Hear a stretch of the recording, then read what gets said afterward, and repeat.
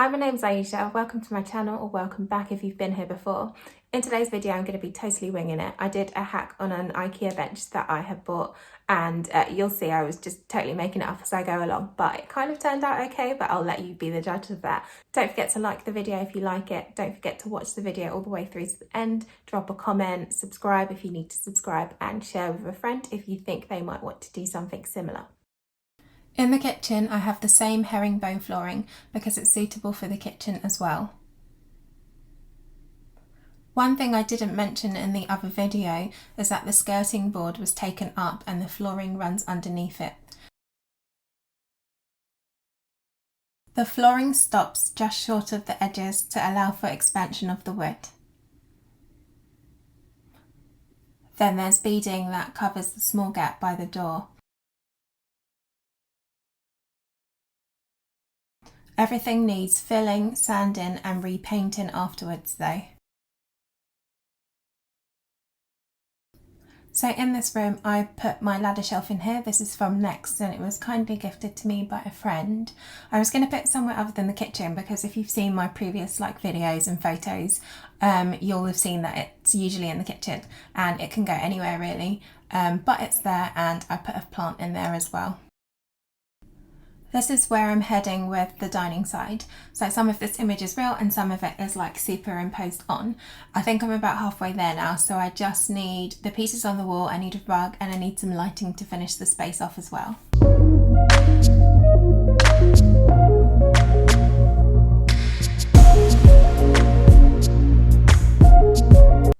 Today I'm going to be working on the bench seat for the dining area, so it's just to paint the base of it and to add the cushion and stuff onto it so that it has something soft to sit on, and then I'm going to do the backrest as well.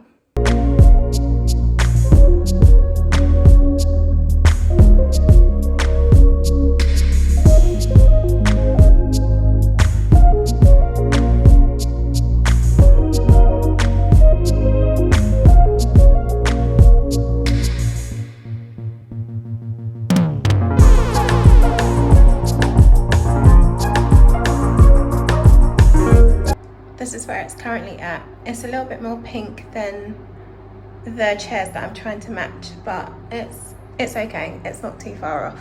I was going to cover this, but actually I quite like the contrast between the pink and the wood, so I'm not sure if to leave it or cover it. So I'll make that decision, I suppose, and we'll see how it goes. I'll see what it looks like. So I can staple everything to underneath so that it's just all sort of fixed in place, or I can just have this be a separate bit just sitting on the top and just attach this to itself and just sit it on so that it's removable, and I can do something else later with the bench. I'm not sure. The good thing about this bench is that it's got this storage bit in here, so I can put recipe books and stuff in as well when they get here, so that's quite nice that there's extra storage in it as well.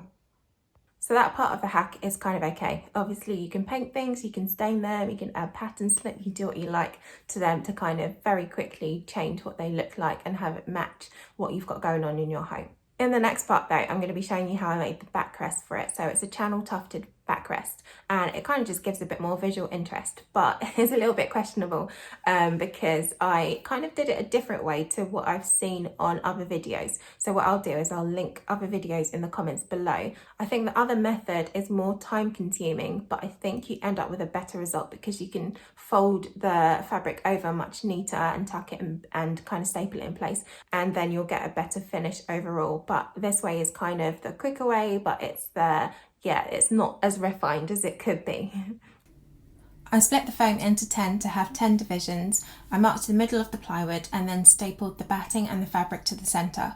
I glued the foam pieces down one by one. Make sure you read the instructions on glue before using it, and then I poured the batting and fabric taut before stapling it down. I worked from the inside out on both sides. You could start at one end and work your way along, but it could end up uneven if you don't pull the foam in tight enough. The end panel might be smaller than the others. Doing it from the centre out means it's more likely to be even on both sides. I did also mark the 10 sections on the plywood so that I glued the foam into the correct places. If you run out of batting or fabric because you didn't correctly centre them like I did, then you can just reattach a new piece before doing another section. The join is hidden between the foam.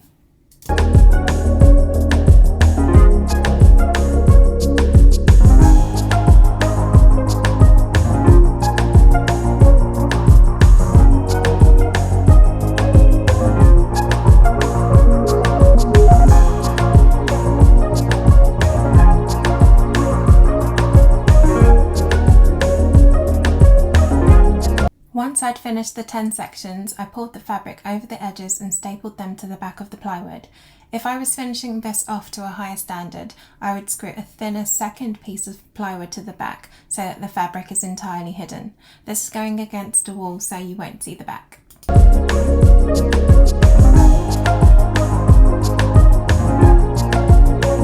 The first thing though is that this bench is actually the wrong colour, so I painted it and then I painted it again, hoping to try and match the colour of the chairs that are already in the kitchen, but I just couldn't do it. I did take a photo of the chairs and then I took it into the shop in B&Q and I was like, can you match this for me? She was like, no, we can't do that. So she wouldn't match the photo on my phone. So yeah, I just kind of had to pick one that I thought was a good match, but it's just a little bit too pink. The only thing though is that it's behind everything in the dining room, so you can't really see the pink coming through. So it's not too bad, but I would have liked to match that colour a bit better. The other thing that I would change if I did this again is the foam that I used. So I got the foam from Dunelm and it's about 10 centimetres thick or so, and honestly it's just too fat. I did want it to look like chunky and like sumptuous, but I think it's just too much. I think if you go for a thinner one, which again you'll see in other videos, the foam that they use is much thinner, and so again it's easier to pull everything. You'll save yourself time, you'll save yourself effort, and you'll save yourself fabric as well, because you have to drape the fabric over everything. So if it's thinner, then you use less fabric. Also, you will have noticed that in one clip the fabric was like a light green, and then I changed it and I went for a darker fabric that kind of matches the sofa, because I had some fabric that I wanted to use that was left over from my cushion DIY, but there wasn't enough for both the backrest and the seat. So then I picked up that fabric in Dunelm, and then it was just too light. In the room, everything is like looking very bright and very like jovial.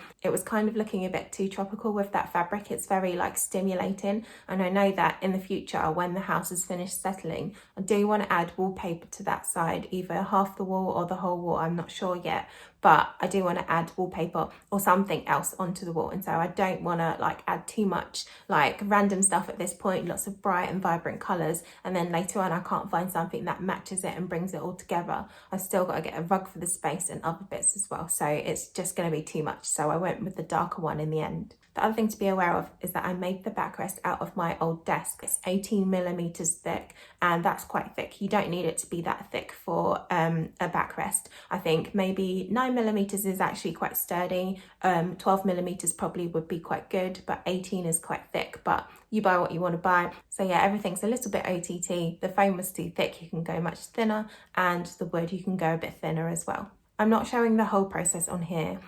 So I did cut the wood down. Obviously I used the table saw that I have here.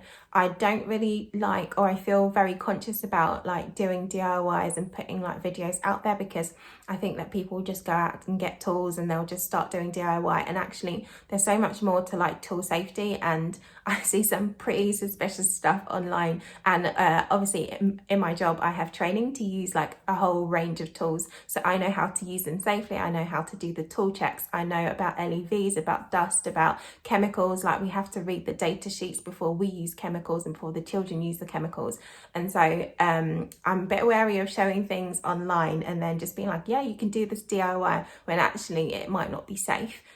So if you go out and do DIY, I'm just going to say at the minimum, make sure you've got goggles on, make sure you are wearing a mask when you're doing something that's dusty or something like painting and using glues, because the fumes are not good for your body. Also air defenders, that's my like biggest thing, is that I see so many people just using power tools, so like a circular saw or other types of saws. Like if there's a lot of noise being produced by a tool, you should be wearing air defenders. It's going to affect your hearing in the long run. Also there's like restrictions in terms of vibration. So you're not supposed to use something that vibrates like a sander for a certain amount of time, depending on the vibration, is depending on how much rest you should take and how much you should use it. And people don't know these things. They just go out, they get tools and they just use them, and it's just chaotic. And I don't want to be a part of that. So I don't always show the process on here. But yeah, just make sure you're protecting yourselves, your feet as well. Make sure you've got sensible shoes if you're going to be using tools. And the other thing as well is that actually people don't really think about that is with the chemicals. So I am guilty of this. I have used like epoxy resin in a previous video, and actually you can't just use that anyhow. Like, that's not suitable for pregnant women, but I don't think it necessarily says that on the packet. But if you have the data sheets for them, like we do at work, then you know that, you know, certain people shouldn't be using certain things. So be careful, stay safe, especially if you're a woman and you're working with chemicals. Make sure you stay safe. There's certain things that just aren't good for you. So yeah, so I cut the wood separately, but I'm not showing that on here. So I'm just showing the rest of the process. So in terms of cutting the materials, you can actually just use B&Q's cutting service. Not every store has it. Like, my local store doesn't have a cutting service. The next one along does. So yeah, just find one that will cut it for you, so you don't have to worry about that. I think sometimes they have a limit, so like 7 cuts only or something like that, but you could just go and do things bit by bit if you're not confident, or you can find someone who will do it for you. So that's one option. The other thing is with the foam, I cut that on the table saw as well because it was just easy. It's easy to keep the cuts consistent, but you could just use a bread knife. A bread knife works really well on foam, and so that's an alternative that you can use. Okay, so in the next part, this is where I made a silly mistake. So I'm going to be screwing in the braces that I bought for the backrest. It's just a bar of metal that has holes in it that's in the shape of an L, and I bought it online from Etsy. I can link that as well. But what I did is I screwed it too far forward, so not thinking about the fact that I made this chunky backrest. It's too far forward, so there's not enough of the seat that's available to sit on. So probably a child can sit on it and be okay, but for an adult it's not comfortable. You're kind of perched on the edge of the seat. So what I have to actually do is go back, undo all of those staples, and move the backrest back a bit so that you can sit on the seat properly. But I should have thought about that at the time. That's why it's good to model, it's good to test, it's good to measure and check before you actually commit to something, because it's just long to then fix the mistake. But I'll fix it at some point.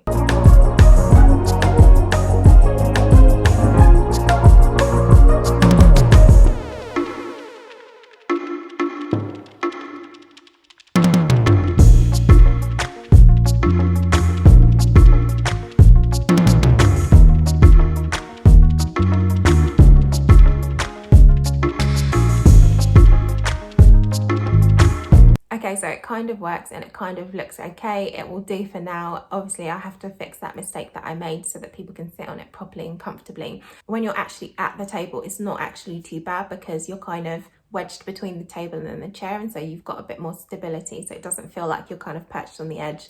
But just so that people can be comfortable when they're sitting on it, I'm going to move it back later, so I'll let you know how that works out. I think I also have to go back and just tighten the fabric in a few places. If you use the other method where they do the panels individually and then they mount it on top of wood, that will give you a cleaner finish because you can pull everything down, tuck it under as an individual panel, and it will be nice and smooth. Whereas mine, you can see like the ruching almost of the fabric, which is a look in itself, but that's not what I wanted. I would prefer it to be a smooth finish on each of those top panels. If you do them individually, it's more time, it's more effort, it's more cutting of the wood, but you might get a cleaner finish. So it's something you can try if you are interested in making something similar. Yeah, so overall I think it's okay. This wasn't necessarily the bench that I wanted, but a lot of seating benches are actually quite expensive for what they are, and so I found this one. It's a new one that IKEA have started doing, and I kind of thought, okay, let me work with this and do a hack. Ideally I would have liked one to be a bit longer. It's only £35, and I needed to balance the budget a little bit because I spent too much on those chairs. And the thing is, I think what I figured out it is that I shouldn't go furniture shopping in person, because I'll see something and I'll really like it and then I just can't let it go, obviously, because I did the same thing with this sofa, did the same thing with the dining chairs. So I think online shopping is probably the way forward for me, because once you see something and you're like, yeah, that is going to work, then you kind of just can't let it go, or I can't let it go anyway. And I did actually try and find like alternatives. Like sometimes you get like a company that will do like a rip-off version of it. I couldn't really find that. I did find something in IKEA that was kind of similar, but it was out of stock. So in the end, I just couldn't let it go and I bought them. But that's not like me to spend that much money on furniture. But the thing is, it will last a long time. The chairs are made from beech, which is a hardwood, so it's durable, it's going to last a long time. The material on the seat is leather. Again, leather ages quite well, so they should last a long time. And this is definitely one thing that I'm not just going to disregard. Like if I move house, the chairs are coming with me. They need to. So yeah, I think what it is it's the little gold bar on it as well. It just kind of gives it something that other chairs don't have. It's just the way it's put together. And I think my taste is kind of like Art Deco, mid-century modern. I like angled legs. I like little details, like these subtle details. And so I couldn't let it go. I don't really need to justify what I buy, but I think that I am all about just doing things in a conscious way. These will last a long time, so it's kind of an offset between quality.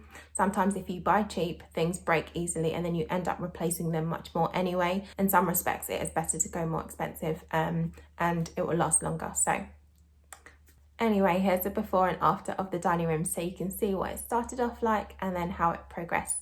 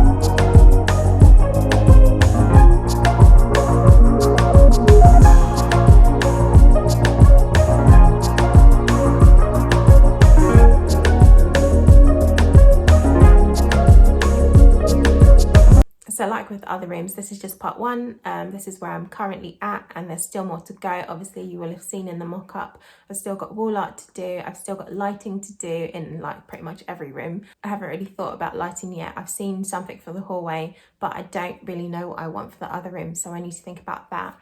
I also need to put a cabinet on the wall like in the image I showed. It's going to be used as kind of like a drinks cabinet because I have a lot of bottled drinks and they're just taking up space in the kitchen cupboards, whereas like I can put more food and stuff in the kitchen cupboard, so I want to get them out of there and put them into their own little cabinet. Also with the rug as well, I need to get that. I'm thinking of going with Ruggable. So I've seen lots of adverts like on social media for that company. I don't know whether they're a new company, but they just seem to be popping up everywhere at the moment. A washable rug I think is going to be good for a dining room area, so you can just chuck it in the washing machine and wash it. But I need to check that the size that I need can actually go in the washing machine, because if it can't go in the washing machine, then I might as well just find other options as well. So there's that still to come too. So yeah, don't forget to subscribe if you haven't already subscribed, and then you will get those updates.